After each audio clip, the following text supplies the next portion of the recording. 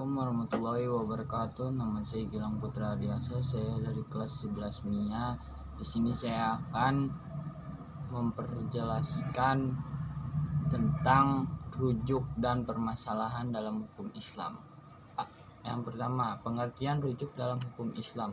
Rujuk berasal dari bahasa Arab yaitu roja'a, yarji'u rujukan, yang berarti kembali atau mengembalikan. Rujuk berarti istilah adalah mengembalikan status hukum perkawinan secara penuh setelah terjadi talak roja'i yang dilakukan oleh bekas suami terhadap bekas istrinya dalam masa idahnya dengan ucapan tertentu. Rujuk ialah mengembalikan istri yang telah ditalak pada pernikahan yang asal sebelum diceraikan. Sedangkan rujuk menurut para ulama mazhab adalah sebagai berikut. 1. Hanafiyah, rujuk adalah tetapnya hak milik suami dengan tanpa adanya penggantian dalam masa iddah. Tetapi tetapnya hak milik tersebut akan hilang bila masa iddah. 2. Malikiyah, rujuk adalah kembalinya istri yang dijatuhi talak karena telah berbuat dosa tanpa akad yang baru, kecuali bila kembalinya tersebut dari talak ba'in, maka harus dengan akad baru. Akan tetapi hal tersebut tidak bisa dikatakan rujuk. 3. Syafiyah, rujuk adalah kembalinya istri ke dalam ikatan pernikahan setelah dijatuhi talak 1 atau 2 dalam masa iddah.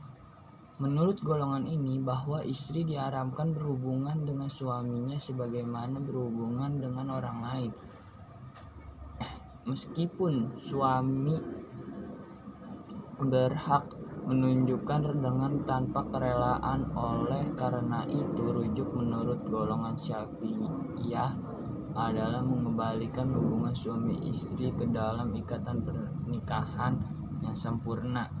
4. Hanabilah, rujuk adalah kembalinya istri yang dijatuhi talak selain talak ba'in kepada suaminya tanpa akad, baik dengan perkataan atau perbuatan bersetubuh dengan niat ataupun tidak. Pada dasarnya para ulama mazhab sepakat, walaupun dengan redaksi yang berbeda, bahwa rujuk adalah kembalinya suami kepada istri yang dijatuhi talak 1 atau 2 dalam masa iddah dengan tanpa akad nikah yang baru, tanpa melihat apakah istri mengetahui rujuk suaminya atau tidak, apakah ia senang atau tidak, dengan alasan bahwa istri selama masa iddah tetapi menjadi milik suami yang telah menjatuhkan talak tersebut kepadanya.